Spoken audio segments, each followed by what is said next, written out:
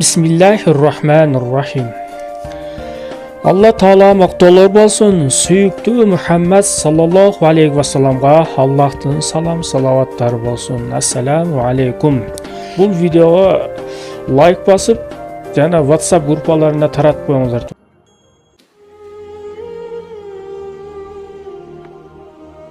Birodarlar,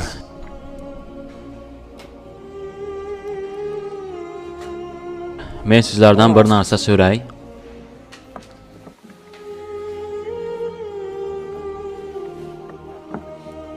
Nima sizlarni Allohdan uzoqlashtiradi? Allohni unutishingizga nima majbur qiladi sizni? Men faqat shuni so'ramoqchiman. Alloh bir martadan bo'lsa sizlarni unutdimi? Bir daqiqaga ham bo'lsa Alloh sizlarni unutdimi? Qur'oni Karimda Alloh taolo aytadi: Ey odamlar, nima sizlarni mendan uzoqlashtiradi? Nima sababdan mendan uzoqlashasiz? Alloh aytadi: Ey meni bandam, Qur'onda bu. Nahot unutgan bo'lsangiz, axir bir vaqtda siz yo'q edingiz-ku. Alloh aytdi: Bir vaqtlar odamizot yo'q edi. Sizni hech kim tanimas edi. Siz hatto yaratilmagan edingiz. Alloh aytadi: Men sizlarni yaratdim-ku.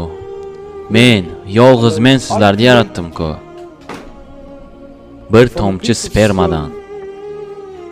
Bugun insonlarni qo'liga 3-4 so'm pul tushsa, birovlarni mensimay qo'yadi. Do'stim, qayerdan chiqqaningni unutdingmi sen?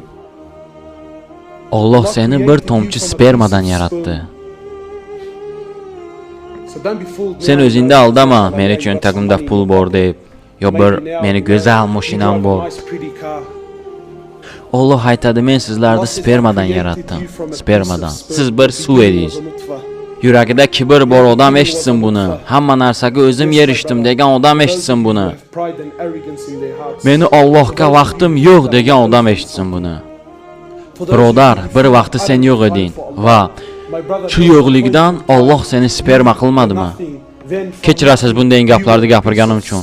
Ammo men haqiqatda gapirmasam bu yerda o'tirishimdan nima foyda?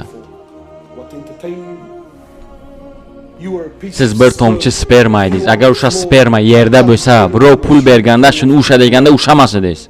Bu sizga yoqadimi, yoqmaydimi, ammo bu haqiqat o. Islom olimi Ibn Taymiya ajoyib bir narsa aytganlar. Siydik yo'lidan 2 marta o'tgan odam. Siz siydik yo'lidan 1 marta emas, 2 marta o'tgansiz. U kishi aytdilar, qanday shu inson yuragida kibrlanishi mumkin? Alloh aytadi: Men sizlarni bir tomchi spermadan yaratdim. 3 qavat bo'lgan onangizni rahmiga yaratdim. Men senga chehra berdim. Men senga jon berdim. Qayerda edi seni oilang? Qayerda edi seni boyliging? Qayerda edi seni sevgiling? Seni interneting qayerda edi? Men seni yaratganimda bu narsalar qayerda edi? Bugun shular sababli mendan uzoqlashyapsan. Shu narsalar onangni qornida bo'lganingda qayerda edi? Bugun shu narsalar sababli mendan uzoqlashyapsanmi sen? 9 oy onangni qornida men seni boqmadimmi? Puling yo'q edi, fabrikan yo'q edi, olim emas eding, kompaniyang yo'q edi, hech niman yo'q edi. Men seni boqmadimmi 9 oy onangni qornida? Kim seni suvda cho'milishni o'rgatdi? Kim? Qaysi maktab? Kim senga onangni qornida 9 oy suvda turishni o'rgatdi? Alloh. 9 oydan keyin Alloh imkonsiz narsani imkonli qildi. Alloh imkonsiz narsani imkonli qildi. Nimaga? Sen bu dunyoga kelishing uchun. Iltimos menga tushuntiring, mana shuncha bir inson qanday mana shunchagina joydan chiqishi mumkin? Alloh seni bu dunyoga kelishing uchun imkon yaratdi. Sen tug'ilding. Yalang'och, chorasiz. Hech narsang yo'q edi. Seni qo'ling bor edi, ammo sen usha olmasding. Oyog'ing bor edi, sen yura olmasding. Seni tishing bor edi, sen yeya olmasding. Kim senga rizq berdi o'sha vaqtda? Onangning ko'kragidagi sut. Shu bugunga davr butun olimlar, butun ilmlari bilan, butun texnikalari bilan, butun pullari bilan ona ko'kragidagi sutdek bir shirin sut yarata olmadilar.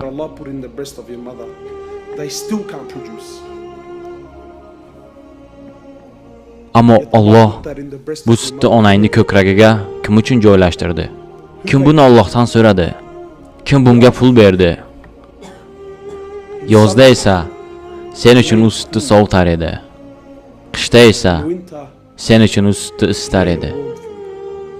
Kim bularni qilardi sen uchun? Har kecha seni kim qarar edi? Onangchi onang, kechasi bilan uxlamasdan seni tervatib chiqqan onaga shunday sevgi bergan kim? Kechasi bilan seni tervatib chiqishga nima majbur qiladi? Allohning sevgisi emasmi? Seni qo'llaring tuta olmas edi. Alloh bunga ruxsat berdi. Oyoqlaringchi yura olmas edi. Alloh bunga ham ruxsat berdi. Alloh senga tish berdi. Alloh senga aytyapti. Alloh senga aytyapti. Seni yuraging har bir urishi uchun Allohdan ruxsat so'raydi. Alloh bir martadan bo'lsa yo'q dedimi? Tasavvur qiling, bir kunda 100 mingga yaqin yurak urishi. Alloh bir martadan bo'lsa yo'q dedimi? Seni vujuding Allohdan ruxsat so'raydi nafas olish uchun. Alloh bir martadan bo'lsa yo'q dedimi? Hatto sen harom qilayotganingda, hatto sen zino qilayotganingda, hatto o'zingga o'zing zarar berayotganingda, Allohning g'azabini keltirganingda, Alloh harom qilgan narsani qilayotganingda, o'zingni zararing uchun qilayotganingda, hatto o'sha vaqtda seni yuraging Allohdan ruxsat so'raydi. Alloh o'shanda ham ruxsat beradi.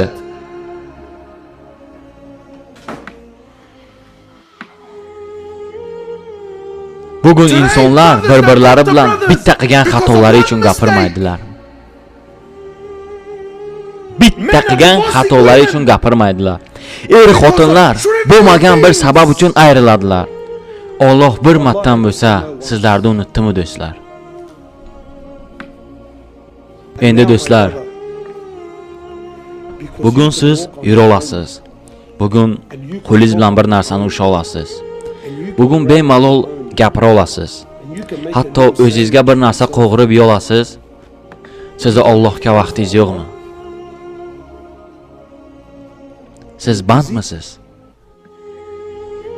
Sizga bu kerak emasmi? Siz Allohga shunday minnatdorchilik bildirasizmi? Tasavvur qiling, men siz yoningizga keldim. Siz menga bir tovoqda ovqat berdingiz. Men yoningizga keldim, dedimki, birodar,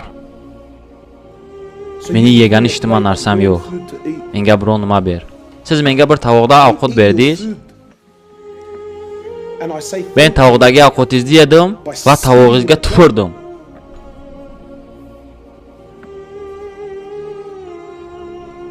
Siz meni nima qilgan bo'lardingiz?